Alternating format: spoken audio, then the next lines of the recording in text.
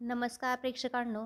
लग्नानंतर होईलच प्रेम या मालिकेच्या आजच्या भागात आपण बघतोय की काल खूपच गोंधळ चाललेला असतो. नंदिनीच्या बाजूनी मानिनी उभी राहते आणि विक्रम मानिनीमध्येही खूप जोराचं भांडण झालेलं असतं. आता रम्या काव्याला म्हणत असते, ए काव्या, तुझी बहीण खोटी ठरली आहे. चल तिला आता घरातून निघायला सांग. तिचे 24 तास आता उलटलेत. आता पार्थ आणि जीवा दोघंही खूप चिडलेले असतात आणि ते रम्याला म्हणतात, ए रम्या, तू कोण आहेस? कोण निर्णय घेणारी तू? काय संबंध? हे घर नंदिनीचंही आहे आणि नंदिनीही इथंच राहील. आता रम्या मात्र खूप चिडते आणि ती म्हणते, पार्थ, जीवा, कसले भाचे आहात रे तुम्ही? तुमच्या आत्यावरती एवढे घाणेरडे संशय तिनं घेतले, एवढे घाणेरडे आरोप केले, तरीही तुम्हाला तीच घरात हवी आहे का? तुम्ही तिचीच बाजू घेताय म्हणजे तुम्हाला म्हणायचं तरी काय की हे सगळं माझ्या आईने केलं होतं काय? तेव्हा आता वसूचा पुन्हा एकदा ड्रामा सुरू होतो आणि ती म्हणत असते, ए रम्या, तू कशाला सांगतेस यांना? मीच कदाचित कुठंतरी कमी पडली असेल माझ्या भाच्यांवरती प्रेम करायला, त्यामुळेच ती लोक अशी बोलतायत. जीवा आणि पार्थ दोघांनाही माहिती असतं की नंदिनी कधीही खोटं बोलणार नाही आणि याच्या पाठीमागे वसुहत्याच आहे, पण ती दोघंही काहीच बोलत नाहीत. वसुहत्या आता म्हणत असते की नंदिनीला घरात ठेवायचं की नाही हा निर्णय सर्वस्वी तुमचा आहे आणि मी याच्यामध्ये तुम्हाला काहीही बोलणार नाही. पण प्लीज यापुढे असले जीवघेणे आरोप माझ्यावर करू नका, असं ती रडतच नाटक करत असते. तेव्हा मात्र आता काव्याच्या डोक्याचा खूपच संताप झालेला असतो आणि काव्या तिला म्हणत असते, हो आत्याबाई, ओळखलं हं तुम्हाला मी, चांगलंच ओळखलं. अहो, सगळ्यांना घोळात घेण्यासाठी अश्रूंचाही बाजार मांडलाय या बाईने. तेव्हा आता नंदिनी काव्याला म्हणत असते, काव्या बस कर, जपून शब्द वापर, जरा जरा वयाचं भान ठेव तू. माझंच चुकलं, हे सगळं माझ्यामुळं झाले माहिती आहे मला. आणि मी शब्द दिला होता की 24 तासाच्या आत जर मी पुरावे घेऊन नाही आले ना, तर मी स्वतः हे घर सोडून जाईल. माझ्यावरती सगळ्यांचा आक्षेप आहे ना, तर मी माझा शब्द नक्कीच पाळणार. जाते मी हे घर सोडून. असं ज्यावेळी नंदिनी म्हणते ना, तेव्हा घरातल्या सगळ्यांनाच खूप मोठा आश्चर्याचा धक्का बसलेला असतो. सगळी नंदिनीकडे खूप आश्चर्याने पाहत असतात. रम्याला मात्र खूप आनंद झालेला असतो. मग काव्या म्हणत असते की असं जर असेल ना, तर मीही या घरात नाही राहणार. मीही माझी बॅग भरायला घेते. तेव्हा आता जीवा ओरडतच नंदिनीला म्हणतो की नंदिनी, मी तुला काय सांगितलं होतं, नाही जायचं हे घर सोडून, कळत नाही आहे का तुला? कुठंही नाही जायचं. तेव्हा पार्थी काव्याला म्हणतो, काव्या, तुम्ही कुठेही जाणार नाही आहात, मी सांगितलं आहे ना तुम्हाला. तेव्हा आता विक्रम जोरातच ओरडतो आणि म्हणतो, ए काय चाललंय रे तुमचं? आणि नंदिनी, तू काय हे घर सोडून चाललेस का? म्हणजे माझ्या दोन्ही सुना हे घर सोडून जाणार? तेव्हा आता मानिनी खूपच चिडते. तिच्या मनात वसुहत्याबद्दल खूप राग असतो आणि ती म्हणत असते, मग काय करतील त्या दोघी? तुम्ही कसे वागताय, कसे बोलताय, कळतंय का तुम्हाला? आत्ताच सांगून ठेवते मी तुम्हाला, जर माझ्या सुना या घरातून बाहेर निघून गेले ना, तर मी कुणालाही सोडणार नाही. आता विक्रम मानिनीला म्हणत असतो, ए मानिनी, तू काय म्हणतेस हे तुझं तुला तरी कळतंय का? मलाच इथं सुचायचं आता बंद झालंय. तेव्हा मात्र आता रम्या रडायचं नाटक करत असते आणि ती म्हणते, मामा, तू काहीही कर, पण माझ्या आईचा इथं अपमान होणार नाही ना, असं काहीतरी कर. कारण तुला माहिती आहे की मला वडील नाही आहेत आणि माझ्या आईला नवराही नाही आहे. म्हणूनच तुम्ही सगळे कसेही वागताय का आमच्याशी? असं म्हणत उगाचच रम्या आता रडण्याचं नाटक करत असते. तिचा फुल ड्रामा चाललेला असतो. तेव्हा आता विक्रम रम्याला शांत करतो आणि म्हणतो, या घरचा कुटुंब प्रमुख म्हणून मी सांगतोय, नंदिनी आणि काव्या, तुम्ही दोघी कुठंही जाणार नाही आहात, समजलं? आणि सगळ्यात महत्त्वाची गोष्ट की हे जे काही आपल्या घरात घडलं आहे ना, हे फक्त आपल्या घरातच राहू द्यात. हे सगळं प्रकरण आपण आपल्या घरातच मिटूया, असं विक्रम सांगत असतो. आणि तो नंदिनीला म्हणत असतो, नंदिनी, हे बघ, मी तुला सांगतो, तू वसुहत्याची माफी माग आणि हा विषय इथंच संपवून टाक. तेव्हा आता सगळेच आश्चर्याने विक्रमकडे बघत असतात. आता मात्र मानिनी खूप चिडलेली असते आणि ती म्हणत असते विक्रमला की काय हो, चांगलाच पडदा पाडलात हो तुम्ही. म्हणजे तुम्हाला म्हणायचे तरी काय की नंदिनी दोषी आहे का? का मागेल ती माफी?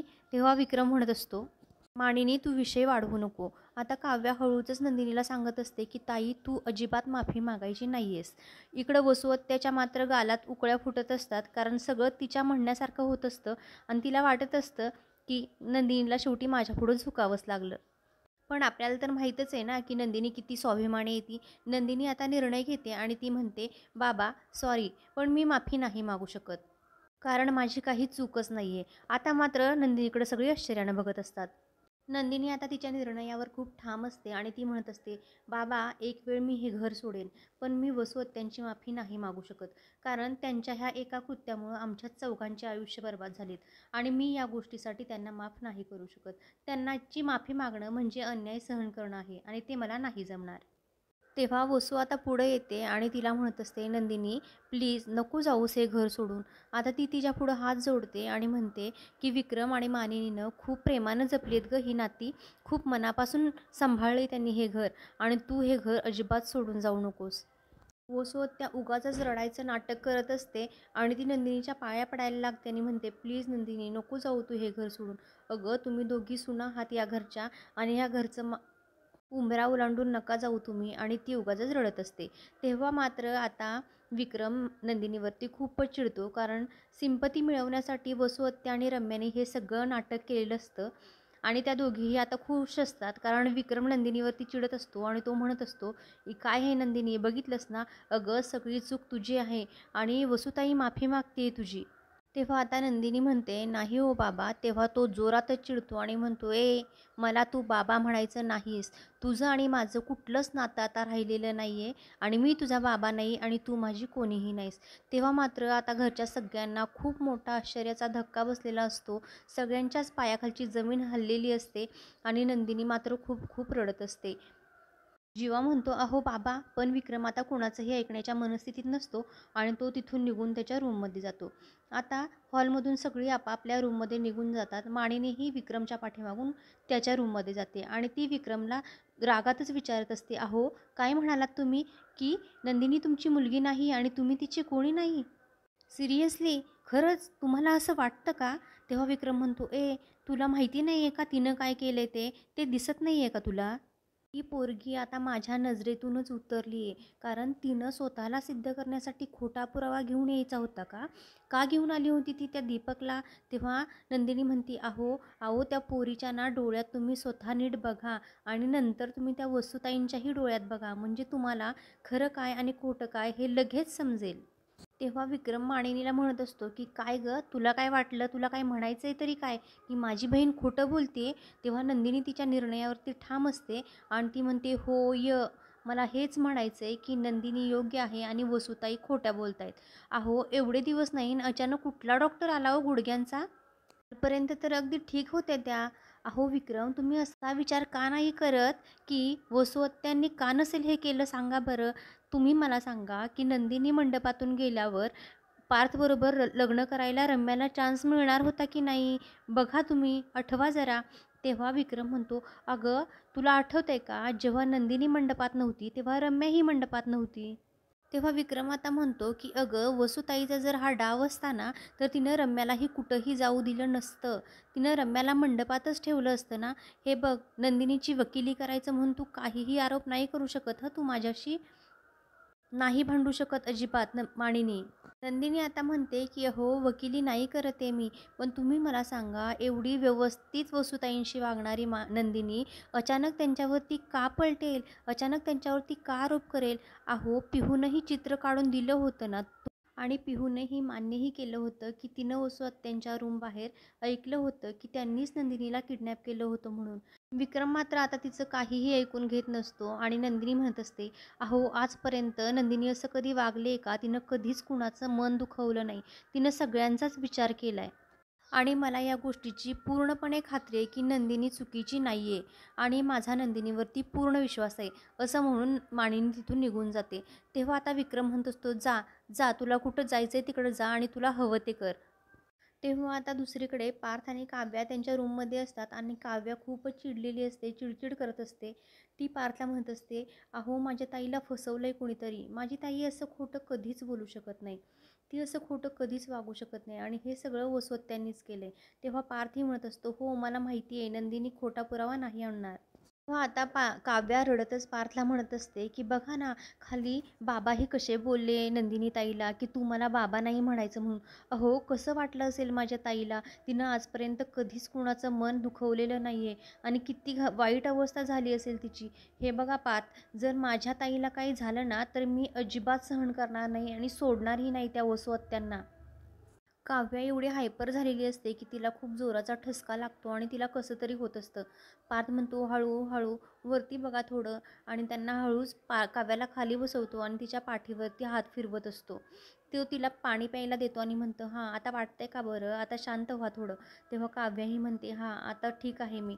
आता पार्थ म्हणत असतो की वाटत नाही मला की वसुहत्या इतक्या खालच्या थराला, आणि तो थांबतो. तेव्हा काव्या म्हणते, बघा ना पार्थ, माझ्या नंदिनीताईंनी आजपर्यंत खूप लोकांना न्याय मिळवून दिला आहे, पण आज अशी वेळ आली आहे ना की माझ्या नंदिनीताईवरतीच अन्याय होतोय. तेव्हा पार्थ म्हणतो, हो, पण मला या गोष्टीची खात्री आहे की नंदिनीताई असं कधीही करणार नाही आणि माझा भाऊ तिला एकटं कधीही सोडणार नाही. आता मात्र काव्या त्या गोष्टीचा विचार करत असते. इकडं नंदिनी आणि जीवा त्या दोघांच्या रूममध्ये असतात. नंदिनी बेडवरतीच विचार करत बसलेली असते. तिला सगळ्या हॉलमध्ये झालेल्या गोष्टी आठवत असतात. तिला आठवत असतं की विक्रम कसा तिच्यावरती चिडला होता आणि कसे तिच्यासोबतचे संबंध तोडून टाकले होते. तोपर्यंत तिथे जीवा येतो आणि जीवा तिच्या खांद्यावर हात ठेवतो आणि तिला धीर देत असतो. आता नंदिनी उठते आणि म्हणते, जीवा प्लीज प्लीज माझ्यावरती विश्वास ठेवा. मी खरंच कुठलाही चुकीचा पुरावा आणला नव्हता, कुठलाही खोटा पुरावा आणला नव्हता. तुम्ही तरी माझ्यावर विश्वास ठेवताय ना? तुम्हाला तरी वाटतंय ना की मी योग्य आहे ते, आणि मी असं खोटं नाही वागू शकत. तेव्हा आता जीवा नंदिनीला म्हणत असतो, हो हो नंदिनी, शांत हो थोडी. मला माहिती आहे की तू खोटी नाही आहेस. माझा तुझ्यावरती पूर्णपणे विश्वास आहे. मलाही दिसतंय की तुला ट्रॅप केलं गेलं आहे. तेव्हा नंदिनी आता म्हणत असते, बघा ना मी किती मूर्ख आहे ना, कसा असा विश्वास ठेवला मी त्या दीपकवर. मी असंच होतं नेहमी. मी ज्या व्यक्तींवरती विश्वास ठेवते ना, ती लोकच नेहमी माझा विश्वासघात करतात. अहो जीवा, ज्या नात्यांची वीण इतकी घट्ट असते, ती जर नाती अशी विस्कटायला लागली तर खूप त्रास होतो या गोष्टीचा मला जीवा. अहो, मला वाटलं होतं की मी जर त्या दीपकची जामिनावर सुटका केली तर तो माझी बाजू घेऊन बोलेल, सगळ्यांना सगळं काही नीट सांगेल. पण काय झालं, इथं तो सगळं उलटंच बोलला. आता जीवा तिला समजवत असतो की नंदिनी, मी म्हणत होतो ना तुला की आपण दोघं जाऊयात म्हणून. अगं त्यावेळी जर पोलीस स्टेशनमध्ये आपण दोघं गेलो असतो ना तर आपल्याला हा प्रकार तिथंच समजला असता आणि आपण दुसरा काहीतरी मार्गही शोधला असताना, पण तू मला काही सांगितलंच नाहीस. तेव्हा आता नंदिनीला तिची चूक समजते आणि ती म्हणते, हो ना जीवा, तुम्ही मला किती म्हणत होतात की मी येतोय तुझ्यासोबत, पण मी तुमचं ऐकलंच नाही, माझंच चुकलं. मला असं वाटत होतं की ही लढाई माझ्या एकटीची आहे आणि ती मला एकटीलाच लढायचं आहे. पण बघा ना, या सगळ्यामुळं मी माझी लढाई आणि माझी नाती सगळंच काही हरवून बसले. तेव्हा जीवा म्हणत असतो, अगं तू असा विचार नको करूस नंदिनी. अगं तुझी सगळी नाती तुझ्याजवळच आहेत. आणि राहिला प्रश्न तू मला सांगायचा, तर तू मला सांग, आपल्या दोघांच्यात असं कुठलं नातं आहे? एकतर आपल्या दोघांच्यात नवरा बायकोचंही नातं नाही आणि मैत्रीचंही नाही, त्यामुळे तुला नसेल वाटलं की मला सांगावं. पण मी तुला प्रॉमिस करतो नंदिनी, एक दिवस असा येईल तू तुझ्या सगळ्या गोष्टी माझ्याशी शेअर करशील. असं म्हणतच आता नंदिनी त्याच्याकडं खूपच प्रेमाच्या नजरेनं पाहत असते. नंदिनीला आता दुसऱ्याच गोष्टीचं टेन्शन आलेलं असतं. ती म्हणत असते की जीवा, बघा ना, बाबा आता माझ्याशी बोलणारच नाहीत का हो? ते मला म्हणाले की तू मला कधीच बाबा नाही म्हणायचं आणि त्यांना माझी लाज वाटते म्हणून. मला खूप टेन्शन आले हो जीवा या गोष्टीचं. आणि बघा ना, मी या सगळ्या गोष्टी सगळ्यांना सांगायलाच नको पाहिजे होत्या. माझ्या आई आणि बाबांमध्येही खूप भांडणं झाली. चुकलंच माझं. तेव्हा जीवा म्हणतो, तू काहीही चुकलेली नाही आहेस नंदिनी. आणि राहिला प्रश्न बाबांचा, तर त्याचा विचार तू अजिबात करू नकोस. बाबा थोडे रागात होते म्हणून ते तुला असे बोलले असतील. आणि हो, त्यांच्या बहिणीवरती जर असे आरोप झाले तर ते चिडणार होतेच ना. गं तुला चांगलंच माहिती आहे की बाबा असे कोणावरतीही कधीही चिडत नाही आहेत. पण त्यांचा खूप संताप झाला होता गं. तू थोडा ना त्यांना वेळ दे आणि आता बास कर टेन्शन घ्यायचं. तू सकाळपासून काही खाल्लं नसशील ना, थांब मी तुझ्यासाठी काहीतरी घेऊन येतो. नंदिनी नको म्हणत असते तरी जीवा तिच्यासाठी काहीतरी खायला आणायला निघून जातो. इकडे नंदिनी विचार करत असते की का वागला असेल दीपक असा, आणि वसुहत्यांनी कधी माझ्या विरोधात एवढे पुरावे गोळा केले असतील. तेवढ्यात तिथं वसुहत्या आणि रम्या येते आणि त्या म्हणतात की थांब, आम्ही सांगतो ना तुला कधी पुरावे गोळा केले तुझ्या विरोधात ते. तेव्हा आता नंदिनी खूप रागातच त्या दोघींकडे बघत असते. आणि आजचा भाग हा इथेच संपतो. उद्याच्या भागात आपण पाहणार आहोत. नंदिनी खूप चिडूनच वसवत्याला म्हणत असते, आजपर्यंत माझ्यातील साधी आणि सोज्वळ नंदिनी तुम्ही बघितली, पण इथून पुढे तुम्ही बघाल खरी नंदिनी काय आहे ते. आणि दोघी एकमेकींना अशाच धरून उभ्या राहा, कारण आता खूप मोठं वादळ येणार आहे. दुसरीकडे नंदिनी विक्रमसाठी पोहे घेऊन आलेली असते. मानिनी म्हणत असते, हे बघा तुमच्या सुनेनी तुम्हाला आवडतात तसे पोहे केलेत. तेव्हा विक्रम म्हणतो की मी ही सून आहे हे मान्य करतो, पण हिनं माझ्यासाठी काही स्पेशल करायची अजिबात गरज नाही. तेव्हा मानिनी म्हणत असते की थांबवावं हे सगळं. तेव्हा विक्रम म्हणतो थांबणार नाही आणि तो तिथून निघून जातो. आता मात्र नंदिनीला खूप मोठं टेन्शन आलेलं असतं. अशाच मालिकेच्या डेली एपिसोडसाठी आपल्या चॅनेलला नक्की सबस्क्राईब करा आणि व्हिडिओलाही लाईक करायला विसरू नका. धन्यवाद.